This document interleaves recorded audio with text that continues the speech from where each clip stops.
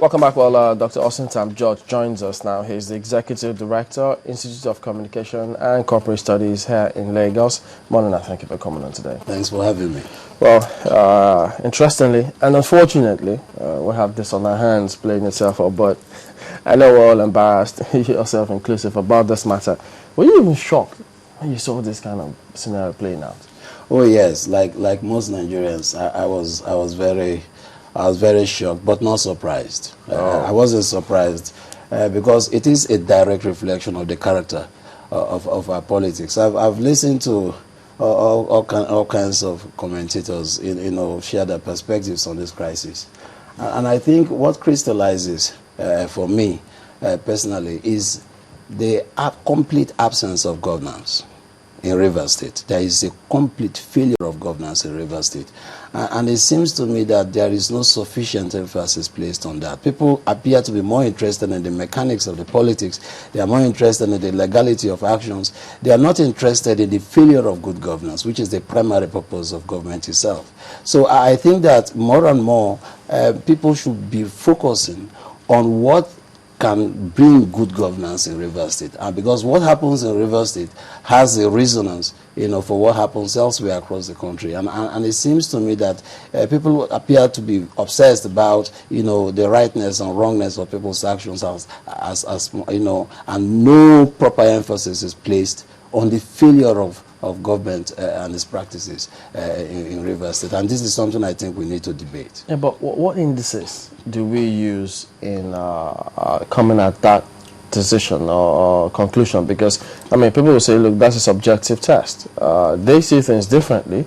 And so I don't think it's subjective. First of all, when politicians go from city to city or from community to community seeking the votes of people, they make a range of promises. Yeah. Okay? And when they eventually get elected, by simple logical extension, we will expect them to meet those promises in terms of alleviating poverty, improving infrastructure, making sure that child mortality rate is reduced, making sure that maternal mortality rates are reduced and all of that. So these are some of the specific indices for measuring good governance. And if you look at what is happening, nobody appears to focus on that. For instance, just 2 weeks ago, UNESCO released a report suggesting that 10.5 million Nigerians Nigerian kids that should be in school are out of school.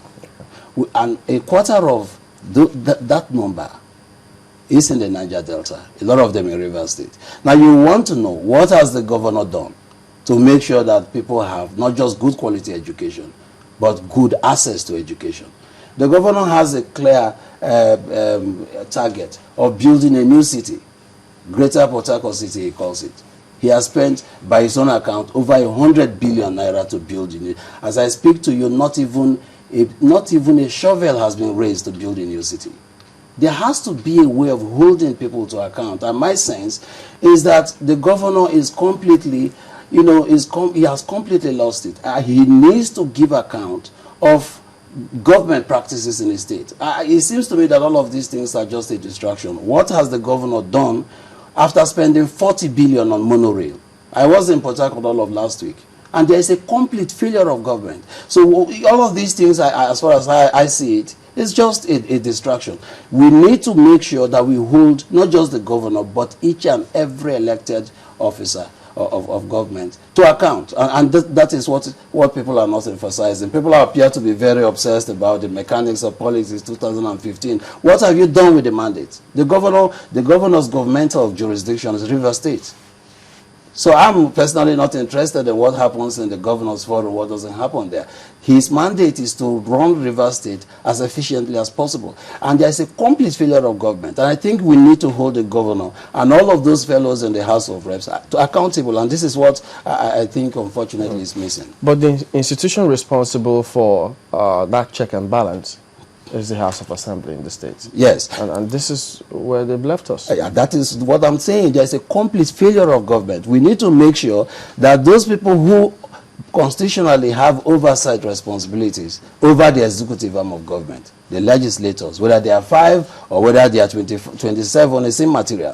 What the Rivers people deserve is good governance from all levels of government, including the governor, all the members of the legislature. And what we have seen here, over the past 3 months, the House of Assembly in Rivers State hasn't sat. Meaning that there is a complete lack of governance in the state, and it baffles me that there is still some kind of financial allocation to the state, because there is no governance happening there.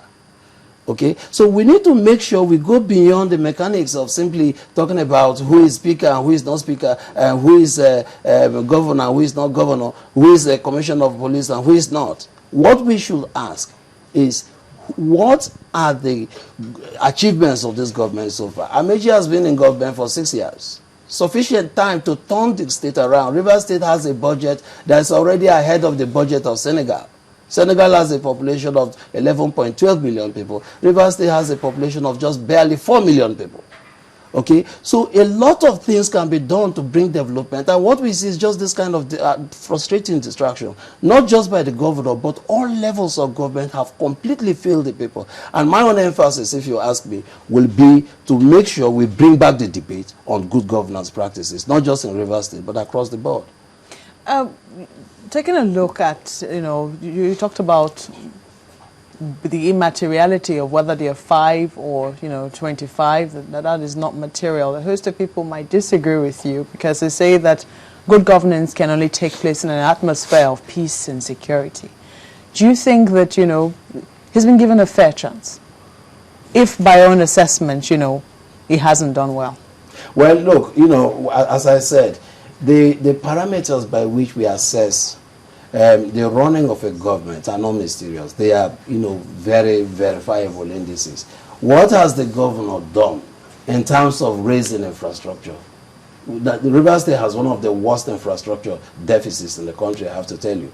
I was in Port Harcourt just last week, and I noticed that the whole of the industrial zone, there is an industrial zone called Transamadi Industrial Zone. The whole of the access roads to that place are completely broken down, completely impassable. The Rumolumeni Road leading to another University of Education is completely impassable. And you would expect that these are things that will engage the attention of not just the governor, but the assembly itself, because these are the arms of government that should provide services to the people. Because you just pointed out, yes, that the House of Assembly has not been able to sit in 3 months. The fact that they themselves acknowledge, they say that they've not been able to sit because of the prevailing security situation, and that they wrote. In fact, the Commissioner of Police did acknowledge that he received a letter from the leader of the House of Assembly asking for security, but that he thought it was strange that they would ask for that, only for us to see what happened on television. Do you think that, it has been secure, so to speak? It has been an uneasy calm in the state? Look, the Commissioner of Police, as far as I see it, is simply doing his job. I suspect that why the Commissioner of Police has come into contention now is because he's simply not doing the bidding of those in power in Rivers State, frankly speaking. And look, we have to be very careful the kind of precedents we allow these politicians to set. If a governor says that he does not like the face of a commissioner of police and simply on the basis of that demands the redeployment of a commissioner of police, will be setting a very dangerous precedent. Where will the commissioner of police go to? In which state should he be accepted? Do you have evidence or facts to prove that it's just on face value that the governor is complaining?